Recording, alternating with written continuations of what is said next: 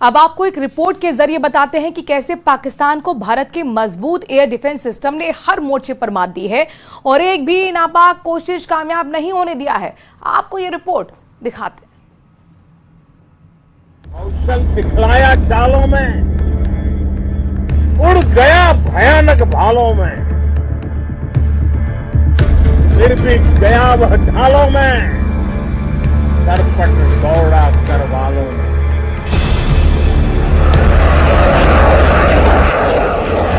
भारत माता की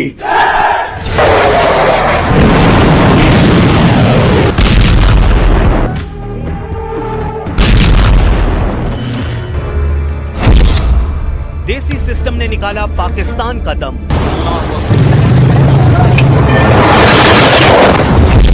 आकाश ने बेअसर किया पाकिस्तान का हर वार। ब्रह्मोस से आतंक पर भारत का सबसे कड़ा प्रहार।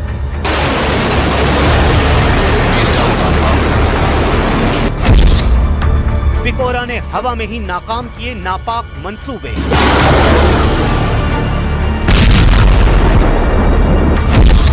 यही है आसमान से जमीन तक हिंद का अभेद्य सुरक्षा कवच। भारत माता की, भारत माता की, भारत माता की। आतंक पर अचूक वार से ऑपरेशन सिंदूर की शुरुआत हुई थी और उतने ही सटीक पलटवार के साथ हिंदुस्तान की दिलेर फौज ने इसे अंजाम तक पहुंचाया।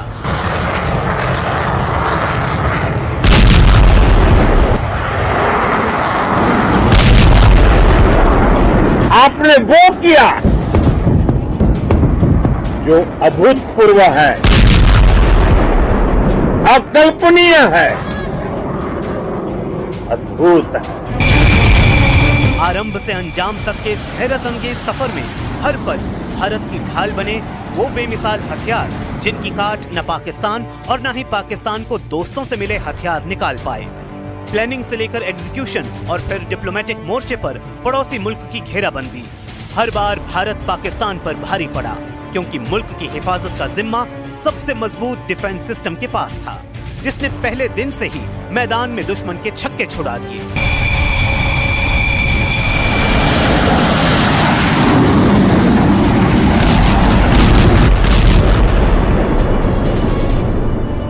एक मजबूत सुरक्षा कवच भारत की पहचान बन चुकी है। पाकिस्तान की लाख कोशिश के बाद भी हमारे एयरबेस हो या फिर हमारे दूसरे डिफेंस इंफ्रास्ट्रक्चर, इन पर आंच तक नहीं आई और इसका श्रेय आप सभी को जाता है। भारत का पूरा डिफेंस सिस्टम इतने शानदार ढंग से सजा था कि दुश्मन के वार का कामयाब हो पाना लगभग नामुमकिन था। अपने पाले आतंकियों पर इंडिया की स्ट्राइक से बौखलाए पाकिस्तान ने कोशिश तो बहुत की, लेकिन हर बार मुंह की खानी पड़ी क्योंकि इंडिया तैयार था और जमीन पर तैनात था सबसे मजबूत डिफेंस सिस्टम, जिसमें ऑपरेशन सिंदूर के दौरान पिकोरा डिफेंस सिस्टम भारत का सुरक्षा कवच बना रहा। We were prepared and our air defense preparedness ensured that there is no damage on ground or to any of the intended targets that the enemy might have planned for. Pecora, जिसे S-125 नेवा Pecora के नाम से जाना जाता है, 1970 के दशक से भारत की एयरफोर्स से जुड़ा था। ये यूएवी समेत कई हवाई खतरों के खिलाफ एक भरोसेमंद ढाल है जो मध्यम दूरी का सतह से हवा में मार करने वाला मिसाइल सिस्टम है। ये लोअर से मीडियम हाइट के टारगेट को भेदने के लिए डिजाइन किया गया है। आपने टैग को टैक्टिक्स से जोड़कर दिखा दिया है। आपने सिद्ध कर दिया है कि आप इस गेम में दुनिया में बेहतरीन है। पूरी दुनिया के सामने ऑपरेशन सिंदूर ने यह भी साबित किया कि भारत का स्वदेशी डिफेंस सिस्टम किसी भी विदेशी सिस्टम से कम नहीं है और आकाश इसकी सबसे बड़ी मिसाल है। भारत के सैन्य ठिकानों पर टारगेट की गई मिसाइलों को सबसे पहले आकाश मिसाइल सिस्टम ने ही नाकाम किया। पहले रडार ने खतरे को तुरंत पहचाना और फिर आकाश ने मिसाइल लॉक किया और उसे हवा में ही उड़ा दिया। आज हमारे पास नई और कटिंग एज टेक्नोलॉजी का ऐसा सामर्थ्य है जिसका पाकिस्तान मुकाबला नहीं कर सकता। दुश्मन के हर वार को नाकाम करने के लिए LLAD यानी low level air defence guns की भी तैनाती थी, जिसकी खासियत ये है कि ये कम ऊंचाई पर उड़ रहे टारगेट यानी आसमान की ऊंचाई से लेकर नीचे जमीन तक पाकिस्तान को जवाब देने के लिए हमारा पूरा सिस्टम मुस्तैद था। और हर पाकिस्तानी गुस्ताखी OSA AK के निशाने पर भी थी, जिसकी रेंज 15 किलोमीटर तक है और 12 किलोमीटर तक के टारगेट को गिराने की क्षमता है। This time, if Pakistan dare take any action, and Pakistan knows it, what we are going to do. Operation Sindoor में सबसे कारगर हथियार बना S-400 डिफेंस सिस्टम, जिसके मुकाबले पाकिस्तान के चीनी सिस्टम HQ-9 बुरी तरह नाकाम रहा। जहां S-400 पाकिस्तान की एक के बाद एक कोशिशों को हवा में ही खत्म करता रहा, वहीं HQ-9 बेचारा भारत का एक वार ट्रैक नहीं कर पाया। नतीजा ये हुआ कि पाकिस्तानी एयरबेस तबाह होते चले गए। S-400 को ऑपरेशन सिंदूर के दौरान गोपनीय रूप से उत्तर और पश्चिमी भारत में तैनात किया गया था, ताकि लंबी दूरी से आने वाले दुश्मन एयरक्राफ्ट, ड्रोन या फिर मिसाइल को पहले ही इंटरसेप्ट किया जा सके। आतंकियों पर सीधे अटैक के बाद इंडिया ने जवाबी हमले के लिए अपने सिस्टम का इस्तेमाल किया और उसने ही पाकिस्तान की सुरक्षा बिगाड़ कर रख दिया। अब जरा सोचिए, जब वाकई में ये पूरा सिस्टम पाकिस्तान पर सीधे अटैक के लिए खड़ा होगा तो पड़ोसी मुल्क का हाल क्या होगा। अटैक हुआ है नूर खान बेस पे।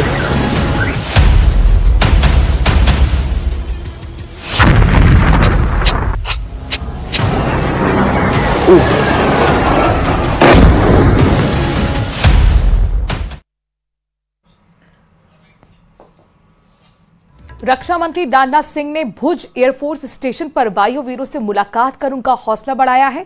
उन्होंने वायुसेना के जवानों को संबोधित करते हुए कहा कि देश को आप पर गर्व है।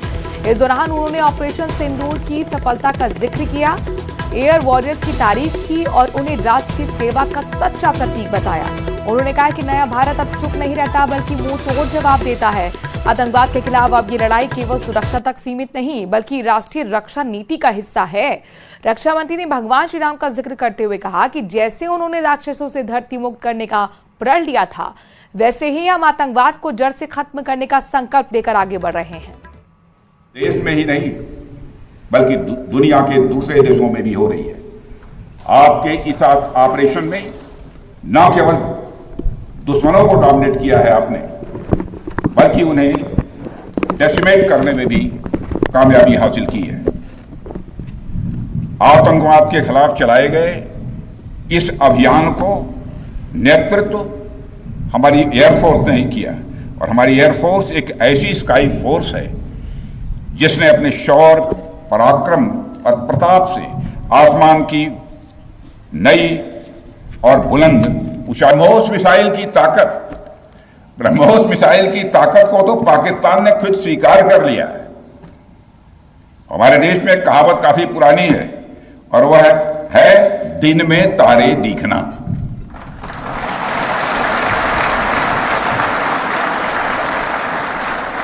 मगर भारत में बनी ब्रह्मोस मिसाइल ने पाकिस्तान को रात के अंधेरे में दिन का उजाला दिखा दिया है। रात के अंधेरे में दिन का उजाला दिखा दिया है। पूरी दुनिया में इस वक्त पाकिस्तानी सेना और पाकिस्तानी सरकार की थू-थू होने लगी है, जब से विदेशी मीडिया खासतौर से अमेरिकन मीडिया ने दावा किया है कि भारतीय सेना ने पाकिस्तानी सेना को बुरी तरह से हराया है। तब से पूरे पाकिस्तान में कोहराम मचा हुआ है। आपको यह रिपोर्ट दिखाते हैं।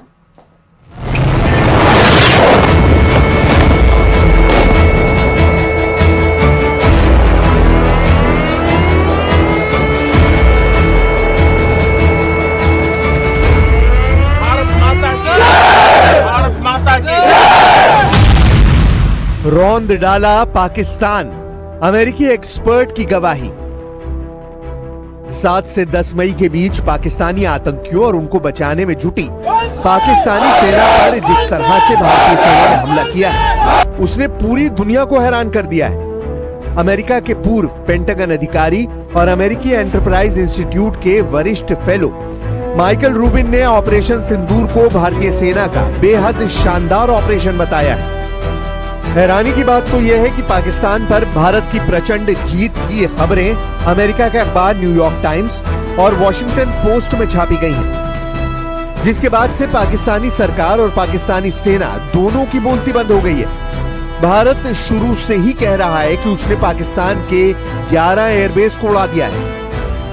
कुछ खबरों में तो यहां तक दावा किया गया है कि पाकिस्तान के कम से कम 8 लड़ाकू विमान भारतीय वायुसेना के हमलों में तबाह हुए हैं।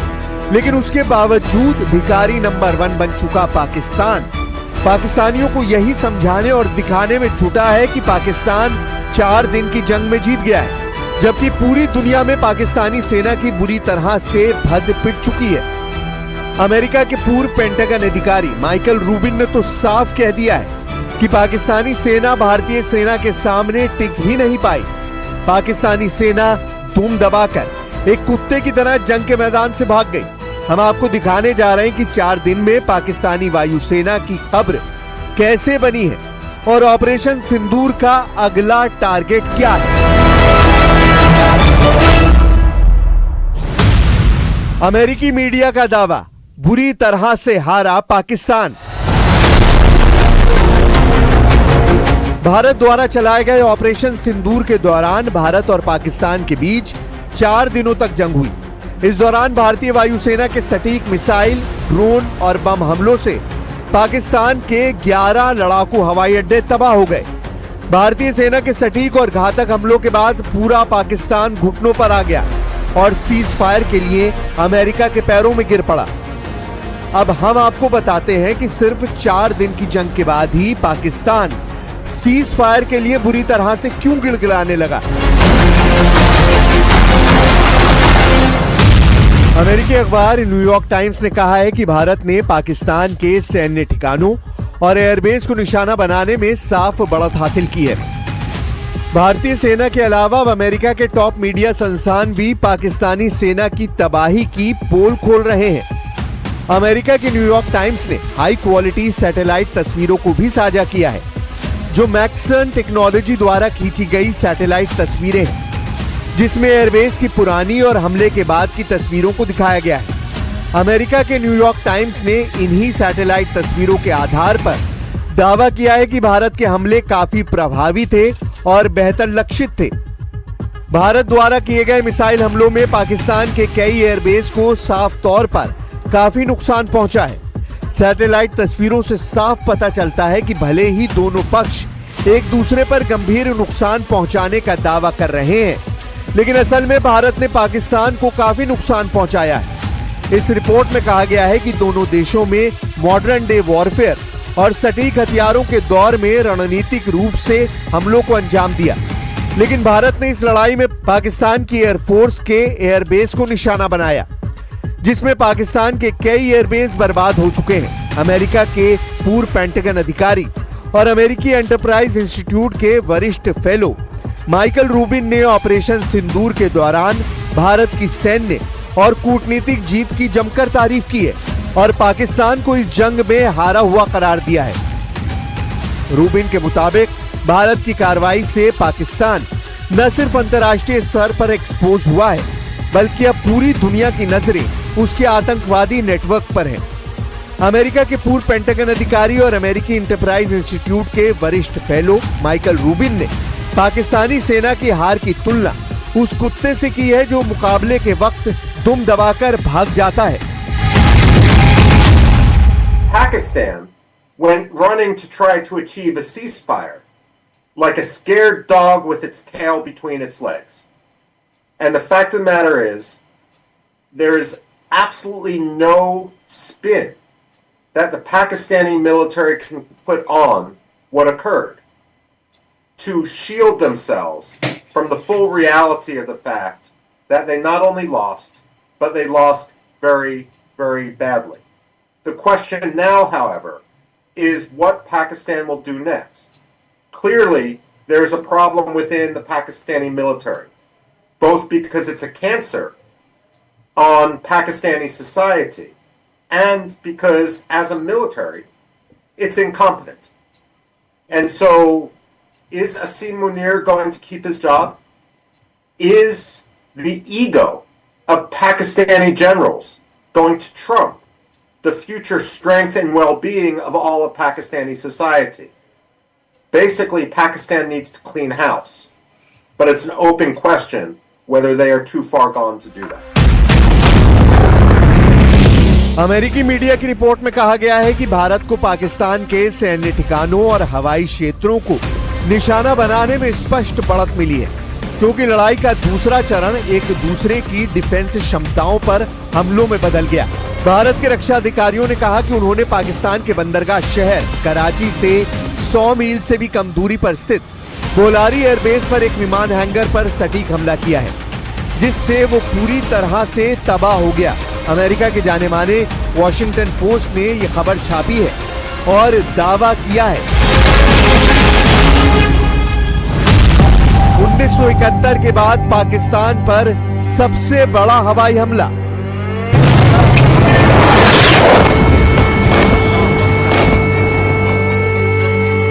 वॉशिंगटन पोस्ट ने सैटेलाइट तस्वीरों और दूसरे ठोस सैन्य सबूतों के हवाले से बहुत बड़ा खुलासा किया है। वॉशिंगटन पोस्ट का दावा पाकिस्तान पर भारतीय हमलों में कम से कम 6 हवाई अड्डों पर रनवे और संरचनाओं को नुकसान पहुंचा है। वॉशिंगटन पोस्ट के मुताबिक पिछले कई दशकों में यह अपनी तरह का सबसे बड़ा हमला था। वॉशिंगटन पोस्ट ने लिखा है कि 2 दर्जन से ज्यादा सैटेलाइट तस्वीरों और उसके बाद के वीडियो की समीक्षा में पाया गया है कि हमलों में पाकिस्तानी वायुसेना द्वारा इस्तेमाल किए जाने वाले 3 हैंगर, 2 रनवे और 2 मोबाइल इमारतों को भारी नुकसान पहुंचा है। भारत द्वारा निशाना बनाई गई कुछ जगह तो पाकिस्तान के 100 मील अंदर तक थी, उन्हें भी भारतीय सेना ने आसानी से निशाना बना लिया। वॉशिंगटन पोस्ट ने किंग्स कॉलेज लंदन के इंटरनेशनल रिलेशन के सीनियर प्रोफेसर और दक्षिण एशियाई सुरक्षा मुद्दों के विशेषज्ञ वॉल्टर लैडविक के हवाले से लिखा है कि साल 1971 के बाद भारत ने पाकिस्तान के सैन्य बुनियादी ढांचे पर सबसे खतरनाक हवाई हमले किए हैं। वहीं विलियम गुडहिंड, जो कॉन्टेस्टेड ग्राउंड के एक भूस्थानिक विश्लेषक हैं और जो सैटेलाइट तस्वीरों की एनालिसिस करने के एक्सपर्ट हैं, उन्होंने कहा कि भारत ने पाकिस्तान के हाई वैल्यू टारगेट पर पिन पॉइंट हमले किए, जिसका मकसद पाकिस्तान की आक्रामक और डिफेंसिव एयरफोर्स क्षमता को गंभीर रूप से कम करना था। वॉशिंगटन पोस्ट ने लिखा है कि भारत ने पाकिस्तान में 11 ठिकानों पर सटीक हमला करने के दावे किए हैं और इसमें वो स्थान शामिल हैं जहां वॉशिंगटन पोस्ट ने नुकसान की पुष्टि की है, जिसमें भारत ने दावा किया कि उनका हमला मापा हुआ और कैलिब्रेटेड था। रिपोर्ट के मुताबिक तस्वीरों में हैंगर जैसी दिखने वाली चीज को साफ नुकसान दिखाई दे रहा है। इसके अलावा नूर खान एयरबेस शायद सबसे संवेदनशील सैन्य लक्ष्य था जिस पर भारत ने हमला किया। नूर खान एयरबेस पाकिस्तानी सेना के मुख्यालय और देश के प्रधानमंत्री के कार्यालय से लगभग 15 मील की दूरी पर है और पाकिस्तान के परमाणु शस्त्रागार की देखरेख और सुरक्षा करने वाली यूनिट से भी ये थोड़ी ही दूरी पर स्थित है।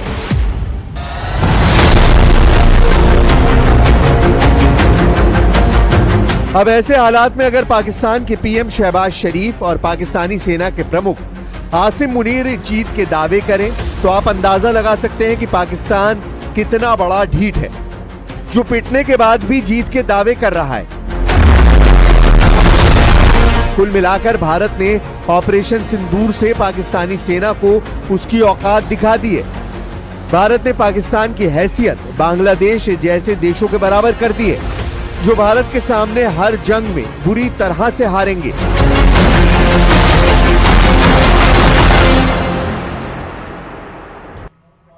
और गृह मंत्रालय से बड़ी खबर आ रही है। कंट्रोल में काम करेगा MAC सेंटर, इंटेलिजेंस यूनिट और खुफिया विभाग के साथ काम करेगा सेंटर। गृह मंत्री अमित शाह ने नए मल्टी एजेंसी सेंटर की शुरुआत की है। इस नए मल्टी एजेंसी सेंटर में रियल टाइम सूचनाओं का आदान प्रदान होगा और किसी भी आतंकी घटना या फिर आपातकालीन स्थिति में तुरंत उस जगह इंटेलिजेंस यूनिट का डिप्लॉय होना या फिर फोर्स की तैनाती होना, ये बातें तय होंगी। तो आतंकवादी घटनाओं के साथ साथ साइबर क्राइम, नार्को टेररिज्म और रेडिकलाइजेशन से उपजने वाली समस्याओं को लेकर इस नए मल्टी एजेंसी सेंटर में बनेगी महत्वपूर्ण रणनीति।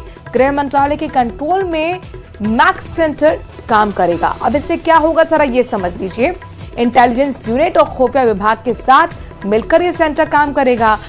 नए मल्टी एजेंसी सेंटर की शुरुआत गृह मंत्री ने कर दी है। इस नए मल्टी एजेंसी सेंटर में रियल टाइम सूचनाओं का आदान प्रदान होगा, ये मकसद है। और इससे किसी भी आतंकी घटना अगर कहीं हुई है, आपातकालीन स्थिति बनी हुई है, तो तुरंत उस जगह इंटेलिजेंस यूनिट का डिप्लॉय आसानी से हो पाएगा, फोर्स की तैनाती आसानी से हो पाएगी। और साथ ही साथ जो साइबर क्राइम, नार्को टेररिज्म है, रेडिकलाइजेशन है, उससे उपजने वाली जो तमाम प्रॉब्लम्स हैं, समस्याएं हैं, उनको लेकर नए ये मल्टी एजेंसी सेंटर में महत्वपूर्ण रणनीति बन पाएगी, स्ट्रेटेजी बन पाएगी, प्लानिंग बन पाएगी कि इस तरह से काम करना है।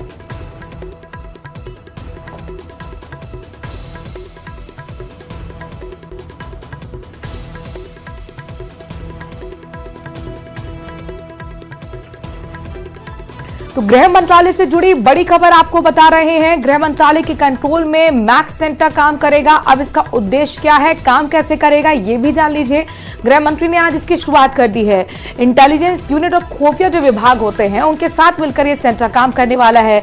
सेंटर की शुरुआत करते हुए मकसद भी गृह मंत्री ने बताया और जाहिर तौर पर मुख्य जो मकसद है वो है रियल टाइम सूचनाओं का आदान प्रदान और किसी भी आतंकी घटना या फिर आपातकालीन स्थिति में तुरंत उस जगह पर इंटेलिजेंस यूनिट को भेजना या फिर फोर्स को वहां पर तैनात करना। ये बातें यहां पर तय हो पाएंगी, स्ट्रेटेजी बन पाएगी, चाहे वो आतंकवादी घटना हो या फिर साइबर क्राइम हो या फिर नार्को टेररिज्म हो या फिर रेडिकलाइजेशन हो। ये तमाम जुड़ी हुई इनसे समस्याओं को लेकर इस नए मल्टी एजेंसी सेंटर में स्ट्रैटेजी बनेगी।